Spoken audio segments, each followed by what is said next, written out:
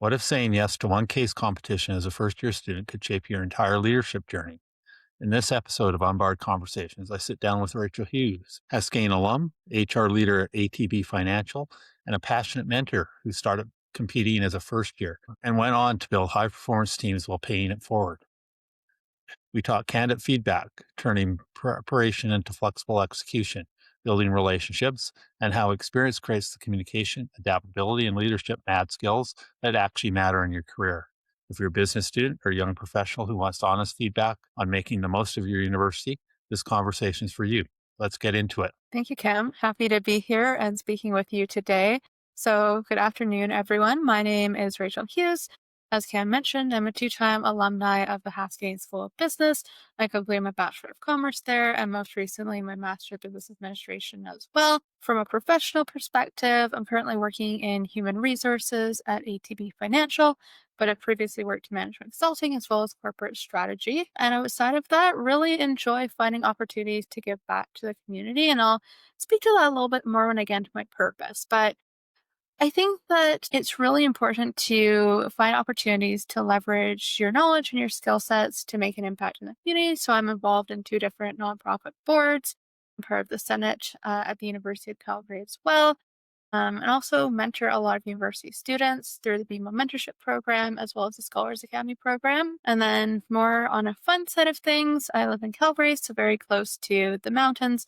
Love going out, doing hikes, doing some kayaking in the summer, cross country skiing, snowshoeing in the wintertime, or closer to home, trying out new restaurants, playing board games, watching different types of movies and shows. No, and I think that mentoring piece is the piece that I think impressed me about you as the coach, and I guess a prof. I guess I did teach you one class along the way at a point, and you impressed in that class, and I think that's really why we got to know each other. And I asked you about teams. I think just to start out with, just talk a little bit about that day that I approached you about competing on the Ryerson, now the Metropolitan University of Toronto ethical leadership team, and the types of thoughts that maybe were going through your head as we discussed the idea of whether you would participate on it or not. Out there, short one. But yeah, in terms of that mentorship component, I think really I valued the mentors that I had when I was attending the University of Calgary, as well as receiving that coaching from alumni of the CASE program. So when I finished up, I definitely wanted to repay that forward and to not only share what I had learned as a student competitor, but also to be able to bring in my professional experience to help the next generation of students succeed and develop the skills that they were going to need to thrive in their professional endeavors as well. With that experience, you had one really experienced competitor on the team, and then a couple of others that had done a little bit. Just in terms of your interactions with them and how that came together, and I think that team came together really, really well. Talk about how they may have influenced you and what was important in terms of those relationships that you were developing with people like Ellison that was on that team. Yeah, so Ryerson was the first case competition that I had competed in nationally. So I really didn't know what to expect.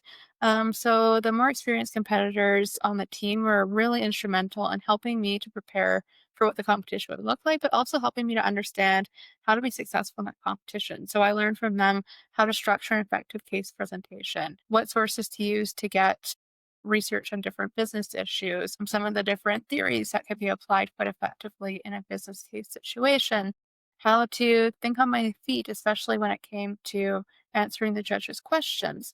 I think just being able to hear from them about what worked well in previous competitions or things that maybe didn't work as well too, and what they learned from that really helped to set me up for success in that first competition. And then also building those relationships too, even outside of the case competition realm, just having those friendships with students who were a year or two older than me. Perhaps they had some summer internships or work experience that I could learn from as well. I think building those relationships was super instrumental in my university experience. So, with those relationships and how they approached the mentorship of you, in that process. How did that influence you as you got to be that experience, that more senior student, that more senior competitor? How did that influence you in terms of the types of actions and the types of things you did with those up and coming teammates? And I'm thinking in particularly probably of the competition in Washington, where I think you got stuck with some very green competitors. And again, the team did very well. I think what stood out to me about the mentorship of those more experienced competitors was how supportive they were, but also how willing they were to be candid in sharing their experiences. And I found that they were very kind, they were very respectful about it, but they didn't hold back. And I think if they identified an opportunity for me to grow or to do something differently, they raised that. And that really helped me to identify some of my blind spots and to help me grow my skills and capabilities. So when I was working with the future students, I tried to take those same practices, really trying to create a friendly and welcoming environment, trying to help them get the most out of it, but also being willing to share my experiences, providing in a respectful way, but candid feedback and ideas and input to kind of demonstrate what I had learned from previous competitions and how I thought that our team could be successful in the Georgetown competition. I think it was kind of that mix between creating a really positive environment for learning and to try out different things and to encourage the excitement that those younger students had, but at the same time being willing to give that constructive feedback and being willing to help grow and develop their skills and share my experiences with them. I think I think if you put yourself in their shoes, and I'm in particular probably thinking of Bailey, and she went on to begin be successful and do much the type of things that you did with the other case competitors. What do you think in your mind may have influenced that the most? Because I know when I first approached her, she was in the case course. I approached her. She was very unsure of whether Washington was a good choice, and I'm just wondering, in terms of your thought, your relationship with her, how that may have influenced where she went, and in terms of the success, and I think the giving back, like being JDC West captain, etc. Trying to create a positive experience. So we went to Washington, trying to create opportunities for her to build relationships with those other teams as well, but also trying to mix in performing well in the competition, but also having some fun moments of exploring Washington, D.C. But I think from the competition perspective, really trying to create those strong relationships, leveraging her strengths and strengths of everybody else on the team, acknowledging those as well, and trying, especially with the Washington competition, when that was, I believe it was 48 hours, really trying to have like wellness as a part of it. And that was actually something that another team before had mentioned about even though you have 48 hours of sleep, get some rest in the mix so they are able to better perform. So I think it was trying to find that balance between yes, we want to perform, we want to do the research, we want to come with a well done presentation, we want to put our best foot forward, but we also want to have a positive experience and opportunities to kind of build those relationships as a team. And I think that was effective. And like Bailey and I just had lunch together, I feel like a couple weeks ago. So those relationships are ones that can last for many, many years and continue into the professional world if you take the time to invest in them. There's probably about 1,000 students I've impacted over the 20 years on case teams, and it's amazing. I actually had lunch a couple of weeks ago with one of my competitors from, I think, the first year I did JDC West. She was the captain the following year, and then she was on my John Molson's team a number of years later. And just talking to her, it was really interesting in terms of the relationships that herself, myself have kept up with those teams that were 15 or 16 years ago. And that, yeah, we don't see each other every day, but we do reach out and do have lunches and those types of things every once in a while. I think in terms of the Ryerson experience, I believe you were a first year student at the time. I don't have a lot of first year students on teams. And so there was definitely something in the class that made that connection. I think the surprising part for me was, as a first year student, you really jumped on to this opportunity. And I'm wondering what were the thoughts in your head in terms of, yeah, here's an opportunity. Why am I taking advantage? And maybe talk a little bit about to those already or those in school getting those opportunities and trying to convince them to maybe take on similar types of opportunities. So when you approached me about the Ryerson competition, I really didn't know what to expect. I had never done a case competition before.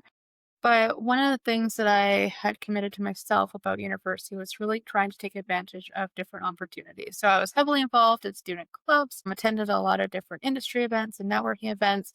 I really tried to not only do well in classes, but to try find opportunities to build relationships outside of the classroom, to get new skills and kind of apply what I was learning in the classroom to business problems, whether that was like a pro bono consulting project or a case competition. So I think when you approached me about this, it was an opportunity to do something that was a bit out of my comfort zone, but that would allow me to meet some of those objectives of building relationships with the other members of the team, getting to do some traveling, meeting students from across the country, as well as applying some of the analysis and research skills that I was learning in the classroom to business problems. So I think that was really kind of drew me to it was that opportunity to learn and to get a new experience. As a first year student, you really jumped on to those types of opportunities. And I think in the long run is a big part of what makes up Rachel today. They were huge growth opportunities.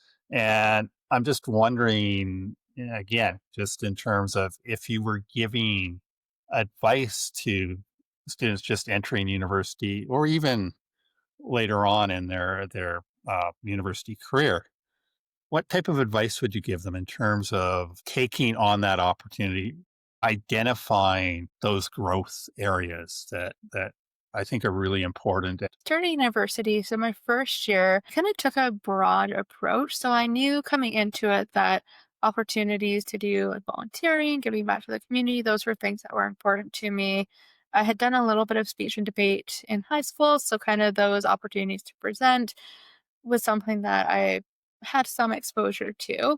But going into first year, I really just kind of took on a lot of different opportunities at more of like a member level. Maybe it was like a one off competition, attending some events. And what that allowed me to do in my first year was to narrow down on the opportunities that I really enjoyed, that I thought were going to add long term value.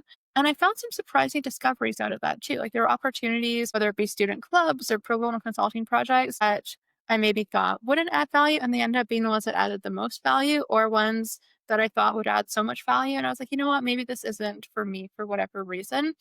And then what that allowed me to do going into my second year was to start specializing a lot more, starting to get into leadership opportunities for those clubs, starting to explore other case competitions that I could do. I went into like the intercollegiate business case competition my second year. I did some more international competitions my second and third year. So I think taking that approach of kind of narrowing down what I found to be helping my growth and then focusing on how I could continue building leadership skills in those areas as I progressed in the case realm, thinking about how I could start mentoring younger competitors, perhaps start coaching. So really look to kind of the evolution of my involvement in some of those activities that were really helping me build skills for the job. Right after my second year, I started my co-op term. And they're getting that in office and full year experience really helped me to understand the activities that were helping to grow my capabilities. So, from case competitions, being able to look at a problem from a number of different ways, being able to come up with a structured solution or recommendation or proposed approach to something, being able to stand behind my ideas in front of senior leaders. Those are all skills that were really helpful in my co op experience. And then going into my fourth year, although it was COVID, still wanted to kind of further hone those skills that I identified as being really important in that role because I knew they'd be important once I graduated and went into the working environment as well. So I would say just kind of taking that kind of experimental approach and evaluating everything that you're in and being like, okay, what am I learning from this? Or what is something that I want to learn that these current opportunities aren't giving me, and then going to seek that out is kind of an approach that I took. And also had a lot of different diverse experiences too. So I did case competitions, student clubs, I did some adventure leadership courses, I did study abroad. So just really trying out a lot of different areas to develop different experiences, meet different people, and to get a kind of holistic university experience. Because at the end of the day, the 4 or 5, however many years that you have in undergrad are hard to get back. Once you get into the working. Yeah, no, I think that's really good. And I think the other piece I think that's important was that leadership thing. And I think in terms of when I'm looking at students and looking at the coaching, I think leadership was a hugely important piece. And it's an important piece when you get out into the real world. How did those leadership pieces that you gained through these experiences, how has that helped you through the early part of your career? I think that whether it's been a formal leadership role or an informal leadership role, the experiences that I got coaching students, mentoring students, leading teams and extracurriculars has been instrumental because it gave me an opportunity to kind of try out different leadership styles, see what was effective, what wasn't effective, in more of those, I'll call them safer environments. And I also had a lot of mentors throughout my time at the university who I was able to look up to and see what I admired about their leadership style and what parts of their leadership I wanted to adopt into mine. So it was a little bit of that experimentation and reflecting on my leadership, and then also kind of having that reflective lens when I was interacting with my mentors too, to see how they would kind of lead or approach different situations. And then kind of the most formal leadership experience that I had was when I was working in management consulting, would be leading associates on project teams or proposal teams. So I was really able to apply those communication, those motivation skills that I developed in university to have some really strong results when I was leading in the professional environment. Yeah, no, I think there's some interesting comments in there. And I go back to, I just did a podcast recording last week with a student that was actually, I taught in the very first year I taught. And he's gone on to a very, very successful career. And we talked about team building. And it's something you had just mentioned. In terms of the experience you've got at school through case solving and the student clubs and those types of things, what has that helped you with in terms of getting the teams that you get placed on during your career so far? How have those helped you? Biggest skill that I've learned is how to identify people's strengths and how to delegate tasks and structure projects accordingly. Because although you can't necessarily pick your teams, everybody has some strength, right? And it's how do we identify that and really cultivate it and make everybody feel like a very valued member of the team by helping them to shine in ways that kind of align with their strengths. And then the other thing that I've tried to do from a development perspective is taking team members with kind of complementary skill sets. Or if somebody is super strong in data analysis and somebody's very weak, kind of matching them up so that they can work together, problem solve together, and kind of learn from each other. So trying to encourage those opportunities for like mentorship amongst peers within the team and coaching amongst peers in the team, I think has really helped me to cultivate high performing groups. And the other part too is just the organization piece. I think being able to have that project management approach, and really being able to work back from an end deliverable, think about what all those tasks are that need to be completed, when they need to be completed by, and then allocating tasks according to those strengths is another piece that's really helped me to deliver strong performance within specific timelines in the professional environment. Awesome. Thinking about as a junior person coming into a team, do you think the experiences that you got have helped you take on a leadership role without actually being assigned the leader? And how does that help the teams perform? Experience in university really helped to provide a bit of confidence in terms of that I had that experience before. And that was really a key part of me being able to show up in those first couple of roles, and being willing to take on stretch opportunities without being worried about it. Or even if I was worried about it, identifying it as an opportunity for growth rather than something that I wanted to shy away from. So some of those abilities to lead teams and having proven my ability to get results out of different teams in a university context helped me to understand when I was tasked with a problem in the workforce, how could I bring together different groups of people to solve this issue? I had lots of opportunities to present to senior leadership in my first role out of university. And I think that is something that I got because I was able to leverage the skills from case competitions, being comfortable answering questions on the spot, being structuring a recommended approach to a problem in a way that would kind of resonate with that senior audience. So I think those skills and being able to demonstrate those skills definitely helped me get a lot of different experiences and opportunities when I was early in my career. And then I continued to build off of those experiences. And again, continuing to evaluate what worked effectively, what didn't, and what I wanted to get more exposure to in the future, and maybe some areas of growth that I want to further pursue. And I was able to have those conversations with my leaders to say, these are some of the experiences I had in university I really enjoyed. This is how I think it could apply in the workplace. Are there opportunities for me to get that exposure? And more often than not, those conversations resulted in me getting really interesting opportunities that really fueled my growth. Yeah, no, I think that's really interesting. I think you talked about presenting and presenting to senior management and those types of things. I think one of the things that really impressed me is, especially early on, and you did this less as I think you grew in that. But one of the things that really impressed me early on is on those competitions where we had a lot of time to prepare, you would actually prepare a script. And in practice, I saw that script.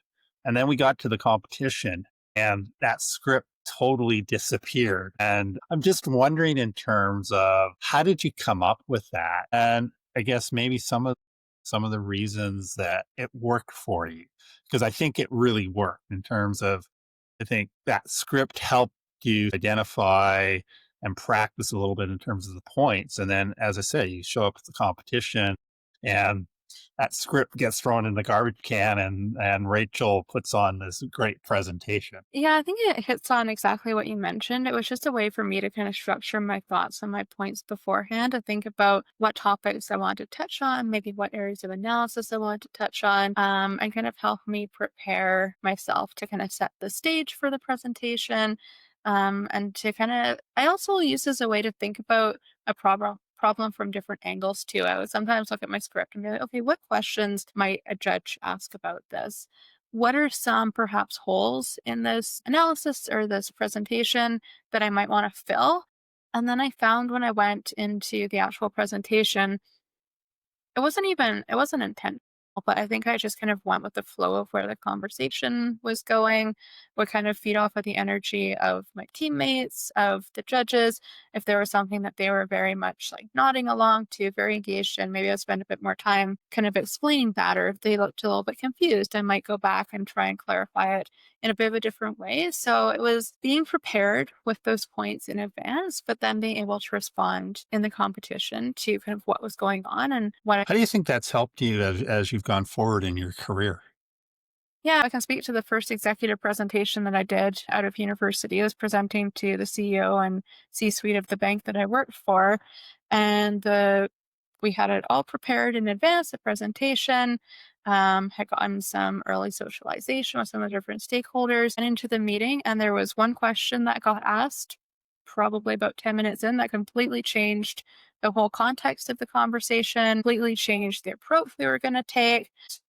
I think it would have been very easy to get very thrown off and not be able to recover from that had I not had the experience of going through those case presentations, getting asked questions by those judges sometimes that you really couldn't anticipate. And I think being able to leverage that skill set of being like, okay, what we've prepared is still valuable. And how do we take this new input and modify while kind of thinking on our feet to come up with a solution that everybody is in agreement with is going to be best. So trying to kind of have that preparation in advance, you know what you're talking about, you have the research to back it up, but still having that flexibility to kind of adjust in the situation in the moment to make the most of a presentation time. Because had it just caught me off guard and maybe it was like, oh, I didn't think about that, I'm going to go away and redo the presentation, I would have lost a very valuable opportunity to be in a room with all of the executive leaders, kind of tap into their thoughts, their expertise, and almost got into a bit more of like a facilitated brainstorming session of how we could solve this problem, and then was able to present that in a way that was kind of like recapping what we had talked about. So I think just, yeah, listening to what's being said and being able to respond on your feet was a very valuable skill that I've used in the professional environment. Do you think that helped you during Q&As, during case solving competitions? For sure. Yeah. And I think you need to know you need to know the ins and outs of your presentation, your solution, your recommendation. You need to be able to have some data to be able to draw on and to back it up, which is where I think that presentation comes in. But you also need to be willing to listen to the question that's being asked to understand maybe what they're getting at, even if it isn't directly what they've asked, and then to come up with a response that shows that you are prepared, that you know what you're talking about, but also responds to what they're trying to get at and trying to be, um, yeah, like flexible in your response, but still coming across in a bit of a structured manner in doing so. And sometimes, if you don't know the answer, it's okay to say that, or you can say, "This is what I do know, but I don't know this other part of your question, and let me get back to you." So I think, yeah, that's just a practice with thinking on your feet and practice with being able to respond and react to the unexpected has been something that's been very, very helpful. Yeah. No, and I totally agree with you. And I think that, and again, I think that's something that over the 20 years of working with teams, something that I've really focused in on. And the whole idea, and I probably talked to you about this a number of times as you were on a number of teams, and it wasn't maybe focused at you, it may have focused at your teammates. But one of the first international competitions I did was in Arizona at the business ethics competition down there, and I had that first team that became interchangeable. They knew each other's part. They knew their solution really, really well. Q&A was not an issue for them whatsoever because, and I think your approach really helped teams develop that way. I think the teams that you were on, that is something that was a highlight for me in terms of those were teams that were very, very knowledgeable about it. And I think you demonstrated it in your first competition at Ryerson. I remember you getting up, the four of you lining up to take questions, and you went down the line. It didn't matter what the judge was asking. Each team member was able to answer a question based on whatever was in the solution, and I was really impressed with that piece of it. And he went down the line, and I think he went down the line again because it was a fairly long Q&A session, and the judges had a lot of good questions that we're looking for clarity with. So that was something that impressed me, and I think was a fixture of the teams that you were on. So, again, I want to explore that a little bit because I think that way you approached it really helped those teams, and I think influenced a number of your team members, which went on to influence their team members. I would want to thank you for that part of it because I think that helped, maybe helped towards some of my success as a coach. But there were other things, obviously, with that. I guess when you look back at your student career, what advice would you give that 18-year-old or that 20-year-old Rachel today? What would be the advice from today's Rachel to Rachel back then? Yeah, I think the advice that I would give to students who are entering university is the same advice that I would have gave to myself and did kind of give to myself. It's just make the most of those 4 years and try lots of different things, meet different people, step out of your comfort zone. And that was something I really tried to embrace, whether it was and to advocate for what you want too. Like to go on a study abroad after my first year of university was something that I was told was not possible, but it was something that I knew I wanted to do because I kind of had a forward looking lens of my university experience too. I knew that I wanted to get work experience and co-ops, and I knew kind of how I wanted to structure my courses. And having that view allowed me to kind of plan opportunities throughout those 4 years. And then I was able to kind of advocate for what I wanted and to be able to explain the rationale behind why I wanted certain opportunities at different times. So I think it's just being able to kind of think about what you want to get out of your university experience, doing some research, doing some planning into the opportunities that are out there. Talk to students who are in their third or fourth years, see what they liked most about their university experience, and then kind of curate that experience and just be open to trying new opportunities because I found when I got to the end of my fourth year, yes, there were opportunities I missed out on because of COVID. But at the end of the day, I really was able to do pretty much everything I wanted to do in my university experience.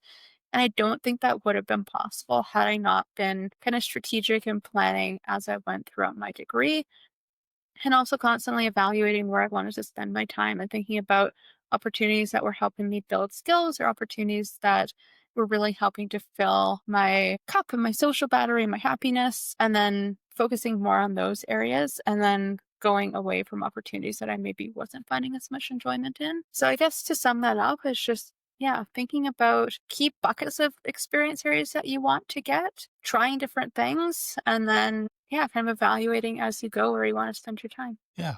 No, I think that's a good way to sum it up. But I do have one short question just to wrap up with.